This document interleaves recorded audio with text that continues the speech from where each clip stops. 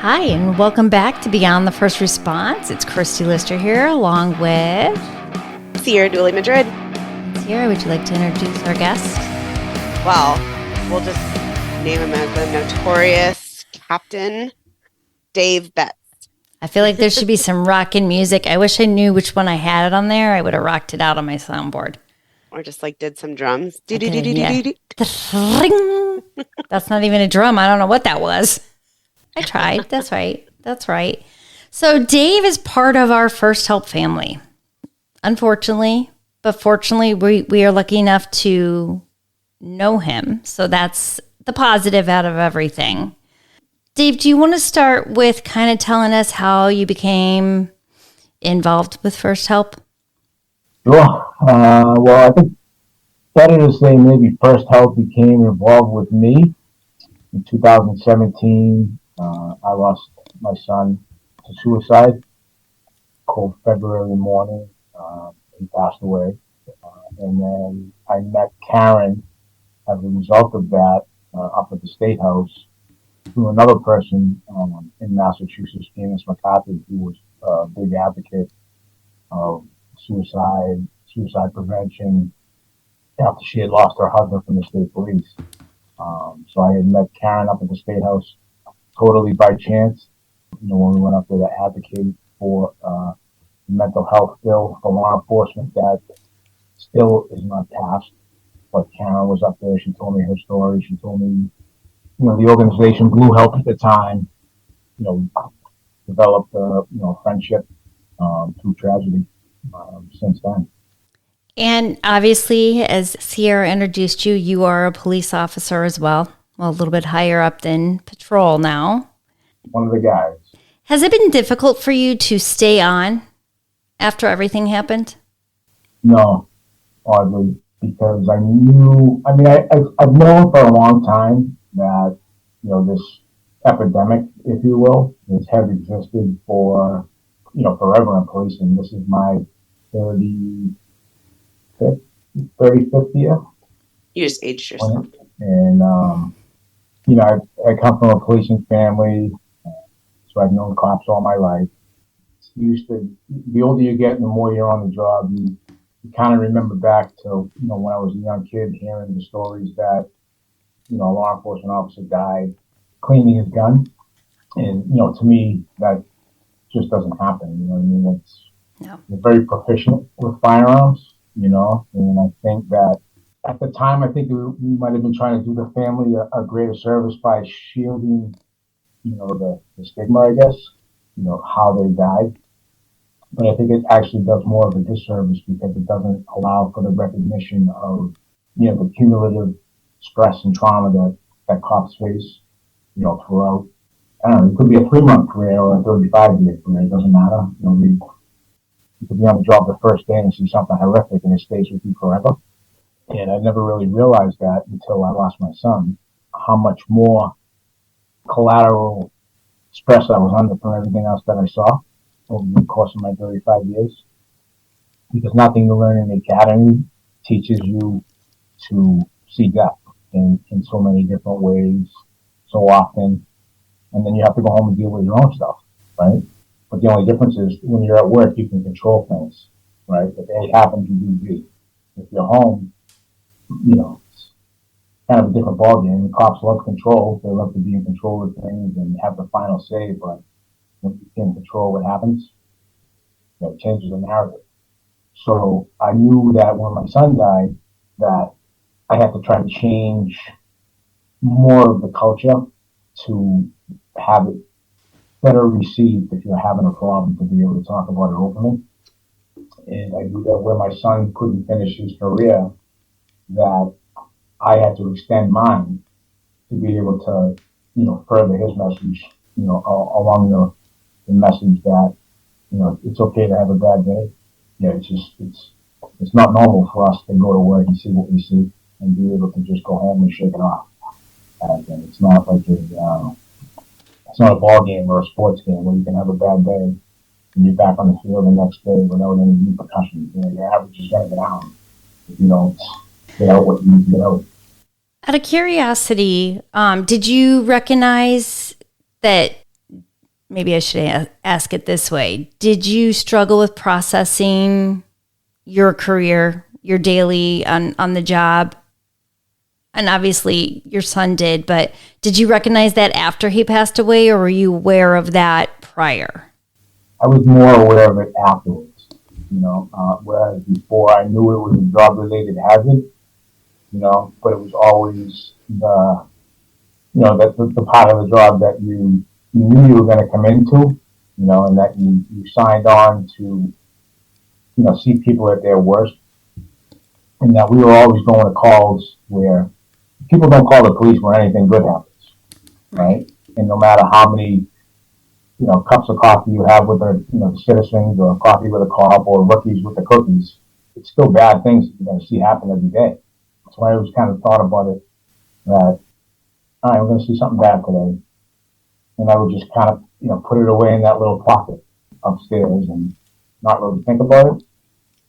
But then when everything happened, and I was trying to process my way, along through these things, it brings back everything else. You can kind of, it's like a relationship. You remember your first boyfriend, girlfriend, baseball glove. You remember your first death that you go to, whether it's a natural causes or somebody that passes away or something traumatic. You remember it sticks with you, and it's not until something else tragic comes up that you think about it, right? So it puts me in another perspective now where I was definitely callous and hardened and, I don't know, obnoxious to a lot of different things. But now that it happened to me, it's not just another call now if I go to another suicide.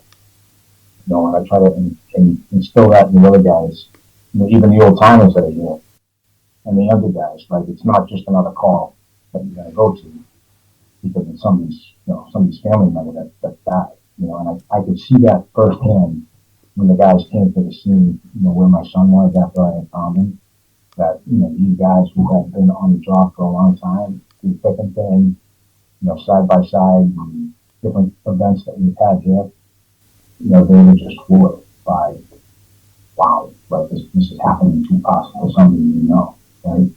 But it happens every day to people that, we come across too. So we have to be able to, if it's accepted in civilian life that, people die by suicide, not that it's accepted, but it's not a foregone conclusion that cops die by suicide.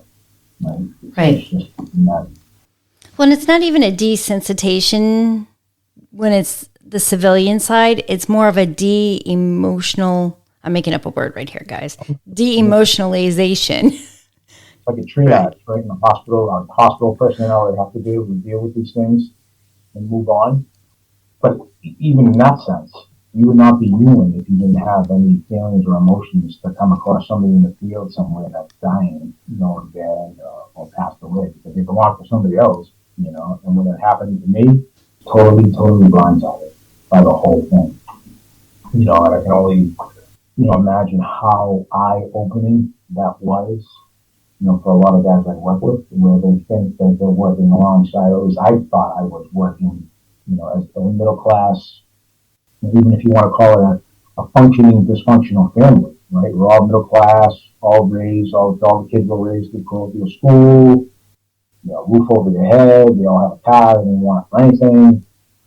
And then out of the blue, this happens. Everybody else has to look at it and kind of take stock and say, wow, this happened to this guy. It could happen to anybody, right? And I think that's the message that has to get out to every cop out there that, yeah, this can happen to everybody. But it doesn't have to. If you talk about what is bothering you every day, like a mental health roll call, a checkup from the neck up, I think it's okay to be able to do that, because when you go to work, you want to have all the tools on the tool belt to be able to deal with other people. If your mind is not there, you're not having a good day, that's the best tool you have on you, right? And it just stands to reason that if you're not having a good day, then somebody else on the outside is not going to have a good day. And that's just going to lead to a whole other can of worms that we've seen, recently. And, perception of policing today is bad. Probably the worst that it's been since the Vietnam era. And that just adds to the whole cultural isolation of not wanting to say anything, just kind of like ball up in your corner and not saying anything. You've done some amazing things, though, to get that voice out there on it's okay to not be okay, and remaining not only serving for your son and yourself, but advocating for the other officers and families. And if on your board behind you, you created, if you want to tell us a little bit about it, the ribbon. So, I mean, so literally, I'm sitting in my office here now, and I was in the other office adjacent. I was just staring out my window because my window overlooks, the Tobin Bridge, which is like a long span that separates two cities. And I'm staring out at the bridge one day. Unfortunately, that bridge has been the sign, the symbol of a lot of people who take their life, much like the Golden Gate Bridge. I'm just staring out one day and I'm saying, no, everybody has a ribbon for this, a ribbon for that. I said, all right, why don't, I'm going to make a ribbon. Why don't I make a half suicide ribbon, half law enforcement ribbon? And I'm by no way Picasso or a Rembrandt, so I just went on the computer with Microsoft Paint and kind of put these things together. And I had a friend of mine kind of tweak it. That's how it came out. And we ended up getting a new program one day, and I just hit a button and I was able to change all the colors. I'm like, wow, this is really cool. I can do this. And it just kind of, took off like that. I'm glad that it did, in the sense of it gives us a little insight to the struggles in policing if they see that ribbon. It goes to, my cynical thinking sometimes where, like this month is Breast Cancer Awareness Month, last month was Suicide Awareness Month, this day, that day.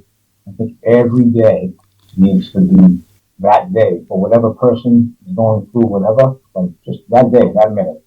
That's your day, that's your minute, that's your thought. Don't wait for that month, right? Just speak up that day. Don't wait for any particular catalyst to come along and say, yeah, I can only talk in October because it's Mental Health Awareness Month. But every day has to be Mental Health Awareness Day. Not, and everything else about you is not working the right way. And I'll say I have the blue line one that you sent me, Dave, on my car, and then I have the red line one that was given to us in Texas. And last week, our neighbor's baby, are you pulling out the red line one? Oh, I got another shameless plug coming up. I'm like, I don't even know what you're talking about. Oh, yeah. That is cool. Yeah. We got a red line sticker in our bags. You didn't get one? No, I didn't get one. Yeah, I got a red line sticker. I was kind of like, wow, how did I get the red line sticker on my desk when I'm a blue line guy? But it's okay. We're on one big line, one big happy line family. That's right. Yeah. But I put a red line on, but it's smaller than the one you sent me, the one from Texas, because you sent me a bigger blue line one. Yeah. It's like, I don't know. I have both of them. But last week, our neighbors, an ambulance and the fire truck was over at our neighbor's house. We were totally stalking out Danica's front window because you can see the front yard. But two of the firemen that walked by, because they were parked behind like my car in my driveway, they like double glanced at it like, whoa, okay. Because suicide is a huge thing up here. It's affected almost everybody. I met a fire captain who lost his 15-year-old son to suicide in 2021. So, and he retired from Sparks, which was what was here. So it made me go, okay, they double looked at it. They double looked at it for a reason, like never seen that. And number two, like, oh, what does that mean? And I think that it can make people stop and go, oh, okay, I get it now, because even I had a booth at our NAMI mental health awareness walk just this past weekend. So I had the first help stuff out, and I had been sent a whole bunch of the little red line pins that we also got in our bags. Do you remember those? The shirt pins? And there was a little boy that came up with his mom. I was telling about first help and what we do. And the little boy stopped and he goes, what does the red between the black mean? And I said, well, that is for firefighters. Just like there's the blue line for police and, white. And I went through that. And then he goes, oh, okay, for firefighters. And he goes, but what about the other colors? And I said, that's suicide awareness and prevention. And he goes, oh, and the mom says, like we were talking about last night, remember? And he goes, yeah, can I have this? And that little boy wore the pin all day long. And he was maybe 8 years old. But I hope that at some point in his life, like he remembers that. And maybe he wants to become a fireman, and that not I'm giving myself props here, but I would hope that if he becomes a fireman, that goes, oh, remember that lady 10 years ago that talked to me about suicide prevention and awareness for firemen? Is that still coming into play? So like that is, I think that the blue line obviously is that one's true to us, right? Because we're all Leo families. But just having the awareness that all our first responders are struggling so much and making it known is powerful and impactful. But I mean, that's why I put it on my car, because I want it to be known, like, you're okay. You can follow behind me too closely just to see what that ribbon means, because I'm here to support you if you ever feel that you want to take your life. It's a conversation starter.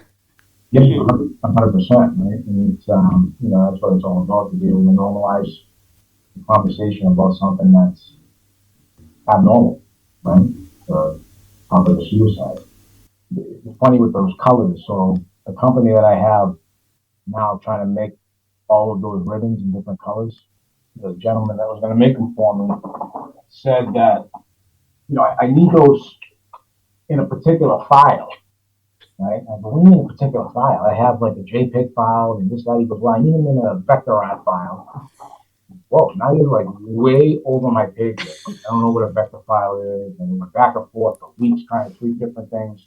So he sent me a bunch of different variations of everything. Like gave me like a regular David ribbon, blue and black. I got a whole montage of different things there that I'll send you. But when you sent this out, the big patch. Oh, and I love your Miranda. You should read your Miranda, your mental health Miranda. You want me to read it at the end? It's kind of like a yes.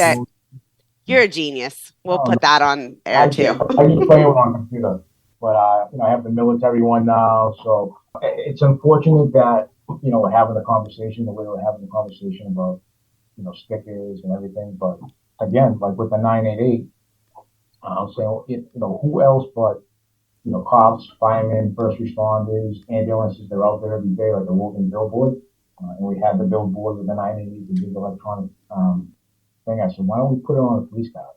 So right now we have those small 988 stickers with the hands and the badges and the ribbon that says, it's okay to call to see this number. So you could be behind the police car and just see that.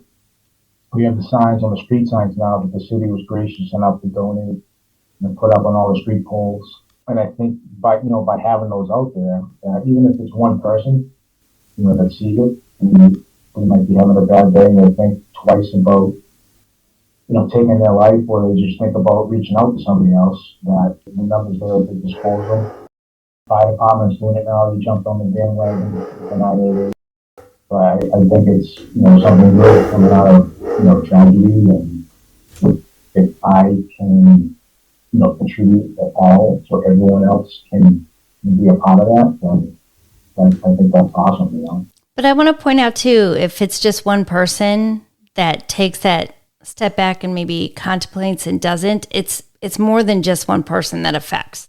That affects everybody that touches them every day. Just the flip side too, if they do pass, right? There's a number that they had said. I think it's like, for every one suicide, it affects well over 100 people. Oh yeah. Right? I never realized that until I thought about it here. And I mean, we're a department just over 100, right? And that's just the people within this building, So the numbers are probably exponential compared to, what we really think they are. I know all my son's friends from the time he was a kid, they're all adversely affected by it, So it does pay dividends. Well, and I think you and I talked about this, Dave, the 988 with David's ribbon and the police badges in the hands, that also signifies the recognition that the police are behind you for your mental health struggles. We're not here to hurt you. We get it. Like, we're here too. And even though some people might not think that way because we think that way because we've been affected, we can, and we're doing stuff like this, is we're changing the verbiage of how people talk about police and mental health, little by little. So when somebody does see that, they go, oh yeah, it's awesome that the police have this and they're reaching out to the entire community with every person they pass, or every time we drive by the street sign, they're recognizing our mental health while we can see that they're recognizing it and we recognize theirs. Yeah, I mean, to that point, I think after my son had passed, I was out probably maybe a little over a month or so after. And I come back to work. I was a lieutenant at the time. There was a call that had come in for, I think it was 10 or 11, and he died by suicide. And I was like, I have to go to that call. I have to go, and none of the guys that I worked with wanted me to go. But I just felt like I had to go, so I went. I wasn't going because I was a cop or I was in charge or I was doing this and doing that. I just went because I felt I had to go, and I got there and the family, the mom didn't speak too much English. And in our city, it's predominantly minority. So there's a lot of times that, people don't want the police involved because they're afraid of their immigration status. I could care less about their immigration status anyway, right? But I get there and all I know is there's a mother and a sibling who just lost their 10-year-old son, right? So I walk in and I have my ID jacket on, and the woman's taken back. So I had a conversation with somebody in her family that interpreted, and I said, look, I'm just here because I'm a dad who lost his son who happens to be a cop. I'm not here to look at anything else other than just, sit down and give you a little guidance, parent to parent. And you can just see it kind of like a rush of emotion come across her, and why I'm doing change our culture. But the cops know that you go to those calls, people can talk about it. And to kind of let the people know out there as well, like, you don't have to take your life. You can call us because I know we're the police and we always come when there's bad things, but we don't want to come when there's bad things. We'd rather come when there's, something we can help you with to prevent. Cops don't like paperwork. So if we can do less paperwork, then that's what we're going to do. Way to throw that positive in there. I know. But it's the little things like that. Having those conversations makes you relatable, makes police, first responders humanized, which is exactly what we are, right? We're all humans. It affects us. You just get paid to not show that it affects you, and that becomes the normal. And after this happened, obviously with you, you've taken the pain and understanding of what it's like to unfortunately have to go through all of this and help others with that. Are you actually getting yourself help as well? Yeah, I mean, those are always the things that are interesting. Right after it happened, I knew myself that I could not process it on my own. So I went into that arena of, the psychologists and the psychiatrists. I understand they're all very intelligent people, but there's no book for them that they read, and there's no book at the police academy that I read that is going to tell me X, Y, and Z. And it's fine, all great people, they're all going to give you their clinical perspectives and whatnot. But to me, the peer support and people who have, unfortunately walked the walk and been in the shoes are far more supportive, understanding, and informative, to me. And that's what I've been trying to do still. I talk to people. I talked to somebody the other day, kind of go for a tune-up, someplace just to talk about it. And for me right now, I'll be 1,000% honest. The biggest struggle for me right now, again, as a cop who's been here for a long time, who likes control, not a control freak, but I just like things to move along, right? It totally threw the book away for how to watch out for my other two kids. Because if I thought I had everything lined up, my A game at home, I'm a dad, I'm a cop, I know everything that's going on, and the whole world gets torpedoed.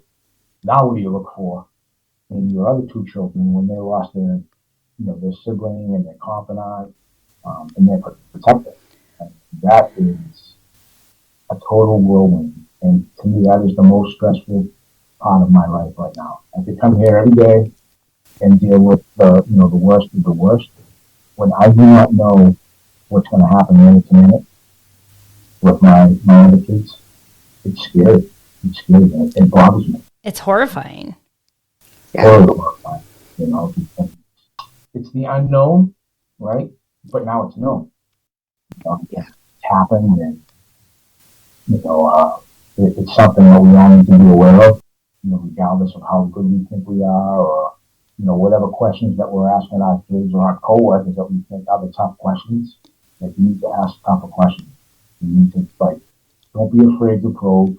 Don't be afraid to love your kids enough to let them hate you, and even your coworkers, right? If you're going to save your coworker's life by asking him a tough question or her a tough question, or telling a coworker or a superior that you think this guy's having a bad day, if he's here tomorrow and he hates me, I'm okay with that. Because at least he's here. Right?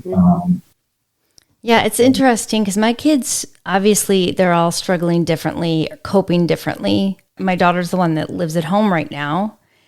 And I'm always asking, are you okay? You see the struggles in general. And now you're even more hyper vigilant about their struggles because how did I miss this before? Which we all know you're not meant to see it. But that little bit you pull back like, okay, I have to be very diligent about this. But I'm never afraid to ask her if she's okay, if she wants to hurt herself, and the boys as well. But I'm still a little hesitant. I'm better about explaining how I'm feeling or I'm having a rough day, but I still don't want to. I still feel like I would burden her sometimes if I told her. But I also know that I have to tell her in order to, one, process on my own and teach her it's okay to talk about it and process. I mean, nobody told me that I had to carry that sword myself. There's not a class that we got in school. Yeah. Right? Grammar school, who would have thought in grammar school everything we learned in history was pointless compared to what we needed to know about the future? Right. I mean, I'm better now with letting my kids know if I'm not having a good day or something might be bothering me. I'll ask them the same thing. But it's important to ask those questions because they could be or we could be processing our grief okay, but yet they still have their lives that they have to go through, like breakups. My son just went through a breakup, and I think we spoke about that, Ciara, when we were in Texas, right? Yeah. So these are all the other little nuances about dealing with your kids now that are so much more magnified by what they've gone through at their young age, that they still have to deal with life. My daughter just had a baby. Last week he had COVID, the baby, 2 weeks old. So these are all, looking back now, thinking about it now, like these are little minor things. Like when you break up with your boyfriend, your girlfriend growing up, it's a path of life. Right? It's actually probably a better thing that you did when you're young, so you grow from it. And now this happens on the tail, not the tail end, but it happens after the death of their brother. And it doesn't matter if it's 7 minutes, 7 years, whatever. It's still there, right? And it's a first after a death. Right. Yeah. And I always refer to Dave as Dave. I always say I have 3 kids. I'll say, one's 24, the other one's forever 24, and people look at you kind of bewildered, and they don't understand, which I don't want anybody really to understand because it's a horrible road. You guys know, you understand, so we are that club that gets it.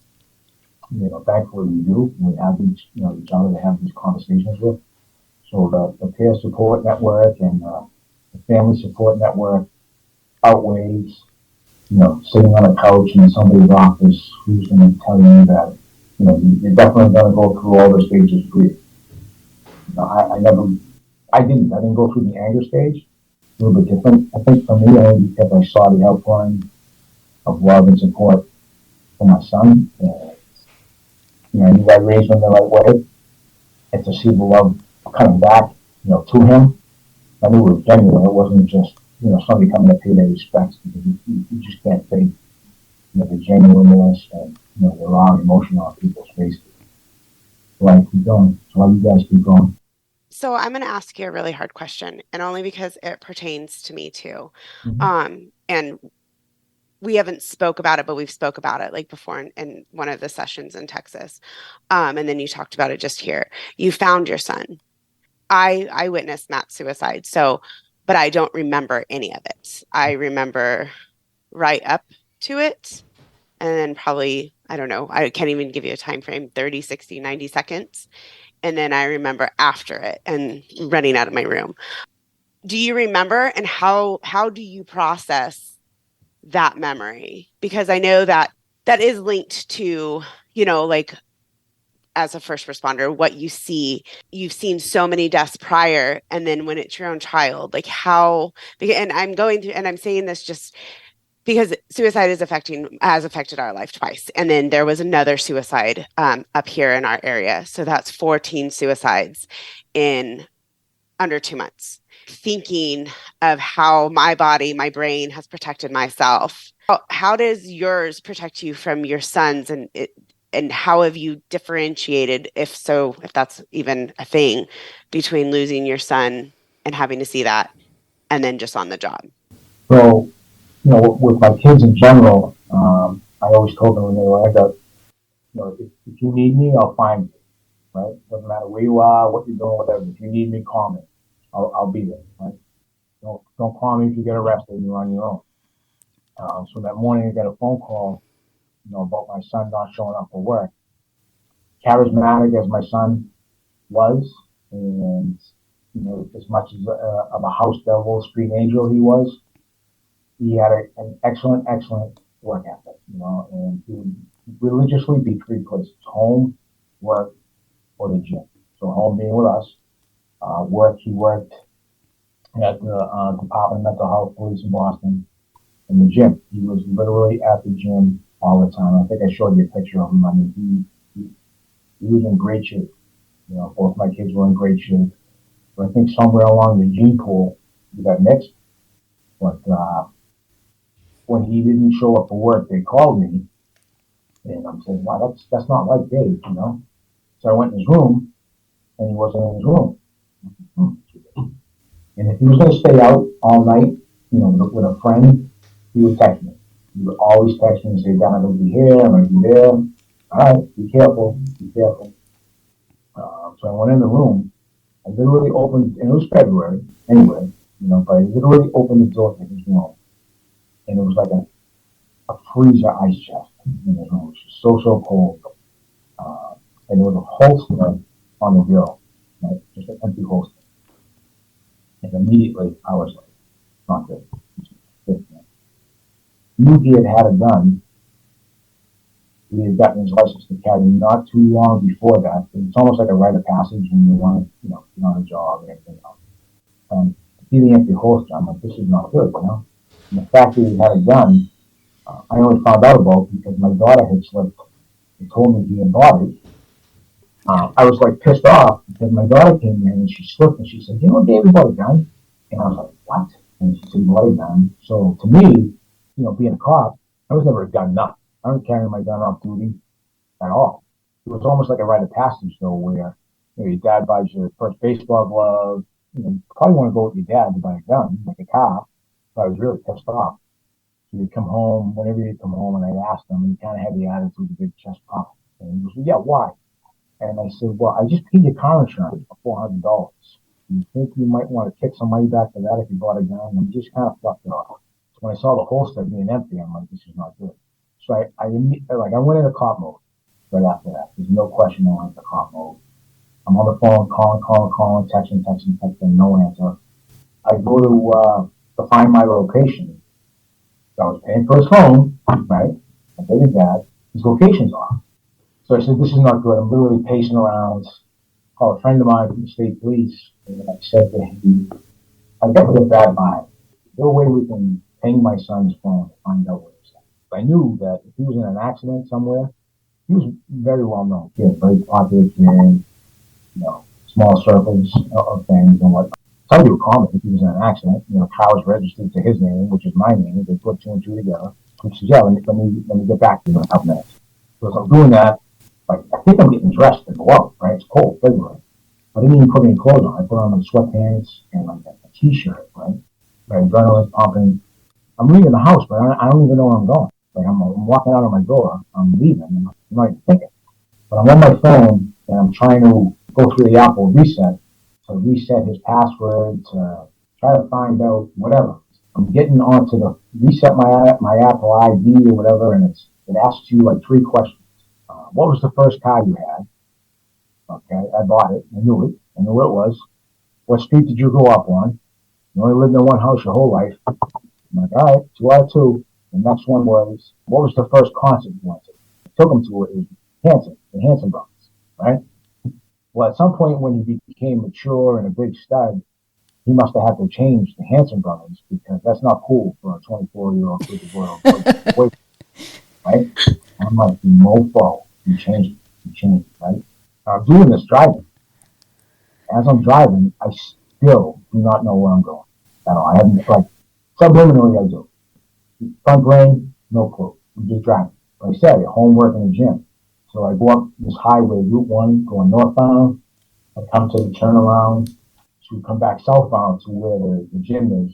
I think it was Lifetime, one of the big gyms. And a giant parking lot off to the right. And literally no cars in the furthest most portion of this parking lot except for him. Like, this is not good. This is not good. And I'm on the phone the whole time. I'm talking to the captain then, the chief now. I'm like, you're kind of giving him a heads up, letting know what's going on. I'm talking to my friend from the state police about the phone, blah, blah, blah. Pulling the parking lot. As I pull in the parking lot, again, I'm cop mode now, right? Cop mode.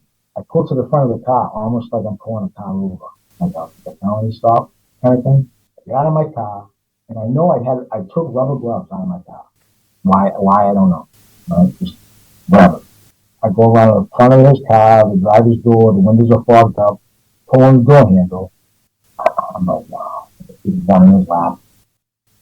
It's probably 100 degrees in the car. The heat's on, country radio station's playing, country music was just thing.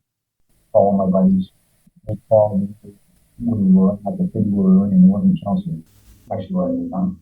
He goes, what is going on? There's 2 guys, one guy sitting outside the car and bumps down, holding me, getting inside the car, gun, and he takes the gun. I have no idea what he was thinking. Now, like, cavalry starts showing up. While that's going on, there was I think like a double homicide in another part of town where there's a helicopter flying over. A bunch of other people start showing up. We have people with cell phones that are over by us. All my guys show up, and like maybe after a minute or two, one of the guys grabs me and whisked me away. He's like, "Hey, just come on." In my mind, I'm like, I'm staying. I know what happens with cops at these scenes. This is not another scene. Grab me. I'm like, they're going from my wife, so. It's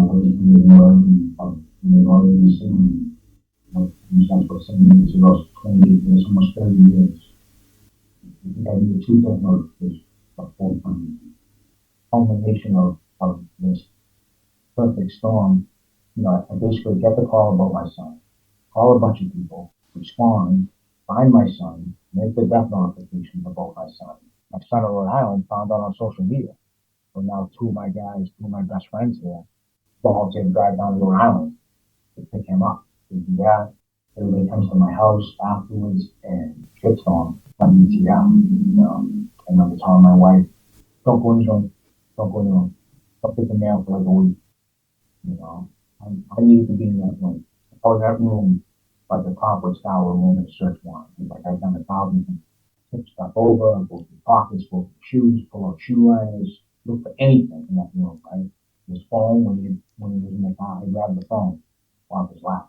I knew somebody was going to take the phone, and kind of go through it, especially given the circumstances. Would I get the phone back? I don't know. So I'm taking the phone. Let them ask me for it. I'll give it back. He's asking for it. Nothing in the phone. Nothing back. Nothing. No text messages back and forth. Nothing came in the mail for like a week, like a note he would have mailed. Nothing in the room at all. Not one of his friends saw anything, that was amiss. Not his brother, not his sister. No off-color comments that people think back on and say like, was that something this? Was that something that? As opposed to, a few people that we know in the police field that, might do things, might say things, might give away the uniform, might give away this, might give away that. Things that you've heard along the lines of, people who might be contemplating things we think about. There's nothing at all, So I think I kind of ragged on this. Yeah. So how do I process it now? Kind of thing. I was struggling teaching my mind, like you probably know. I wait for a week to this local place here called Vincent and deal with first responders, victims of trauma, PTS. I'm a big fan of not sending this forward or just fully make the development, make it something else. But you say disorder, just everybody's like, hey, stay away from you. You have a disorder, right? And I just nobody wants to deal with it. Nobody wants to talk about it. It's part of the problem. I knew I had it, right? And I think it brought back, that first suicide from 1980. It brought back, people who take their life here, homicides, even a sudden death of somebody who's, young and unexpected. They think that things along those lines. It starts coming back now. I remember it. And I learned a lot about the front of your brain and that's like the process center, the CPU in your body, and it just crashes. So it's got all these compounds and the hard drive's full. What are you gonna do? You gotta dump it. So I went to that place and they did I have to think about this now because it's eye movement, desensitization, and reprogramming as opposed to EMD, which is music. Now I love music. So I went up there, a bunch of different places have different techniques how they do it. Everybody I talked to who had it done prior swore by it.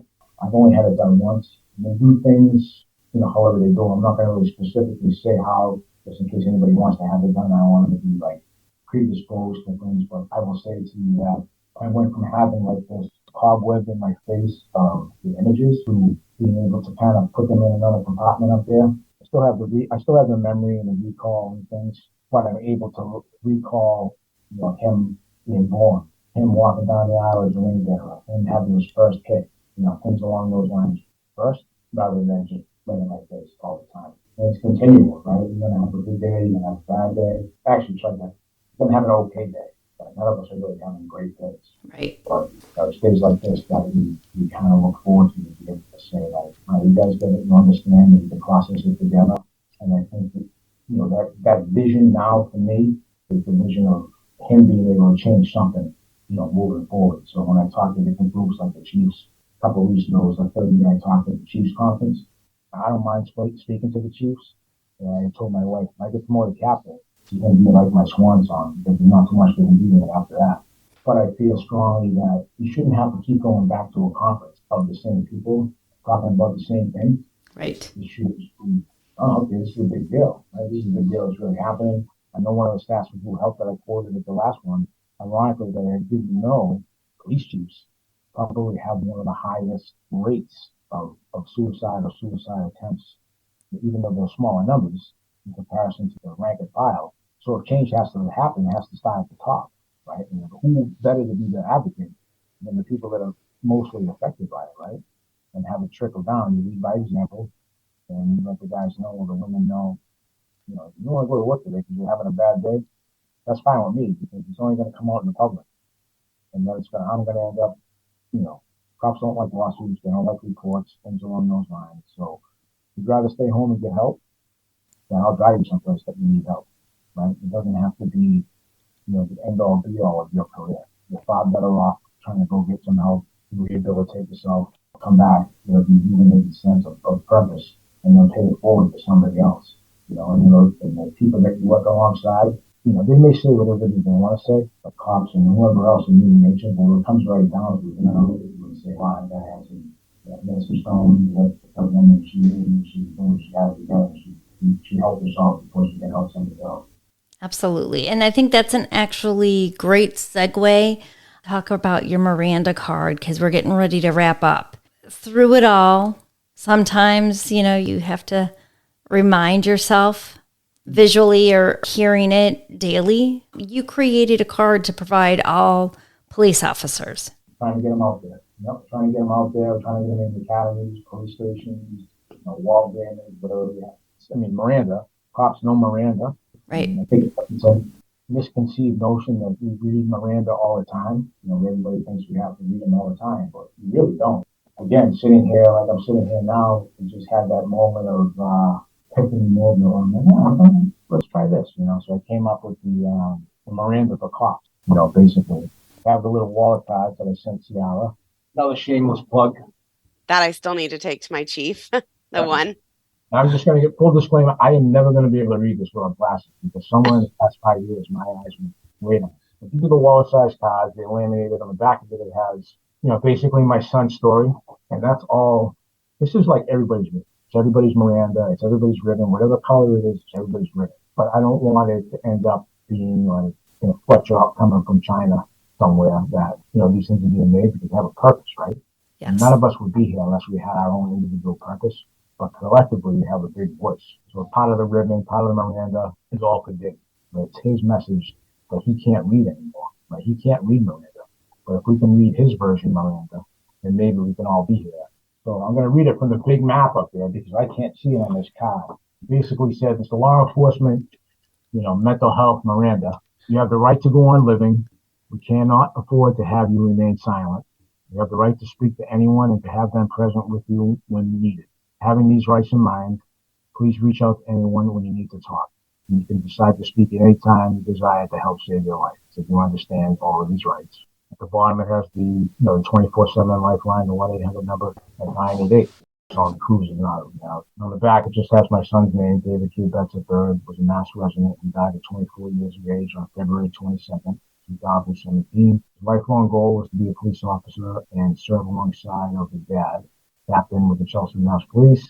He worked for the Mass Department of Mental Health at the time of his death, where he worked and cared for many mental health clinicians and patients. But ironically, those that were close to him never once saw any signs of David having a problem so great that would end up taking his own life. The mental health Miranda pocket card, along with the ribbon and the patch, were all designed by his family to honor David's memory and to help anyone who might be struggling. Please carry it with you daily as we carry him in our heart. He will continue on his mission to watch his brothers and sisters officers during their tours of duty. He has your 6, you watch your 12, and help eliminate the stigma of asking for help when you need. Ironically, those mental health conditions that he worked with in Boston at the Solomon Fuller Department of Mental Health, just like world-renowned clinicians. They had us back a month after he passed. They had a little memorial for him.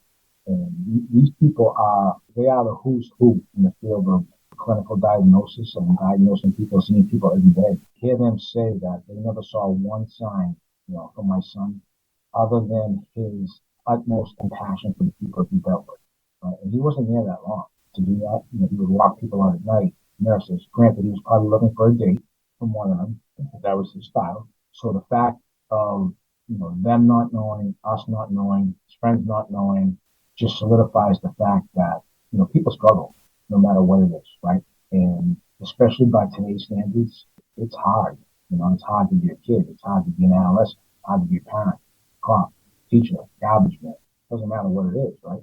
But the one equal amongst us all is that, we're human. We're all going to struggle. Doesn't matter if you make $100,000 a year, millions and millions and millions of dollars, sports people, actors, whomever. Everybody's struggling. We have to be able to come together collectively and be able to say, hey, we're struggling, so we get more acceptance. People know that they can come and speak and stay close. Dave, I know how difficult it is. It never gets easier to talk about. It only becomes normal to talk about because that's what our lives are now. And if that, I don't even know how to describe it that way, but thank you so much for being so vulnerable and willing to have an open discussion and to take what you've learned and share it with really the world through your Miranda mental health, through your stickers, through your having these conversations and breaking the stigma while still on the job. I'm going to say that you guys also are, pioneering the road for a lot of us, getting the voice out there. And you guys you're a credit to something that is not looked upon as something that can be talked about. And by you being on the airwaves, doing nothing, and continuing advocating and speaking like you are, I can praise you guys enough, for doing it. Thank you. And we're giving voices to those that thought that they couldn't have voices. So it's really not us. Well, it is us. Yeah, to some extent. True. Thank you very much.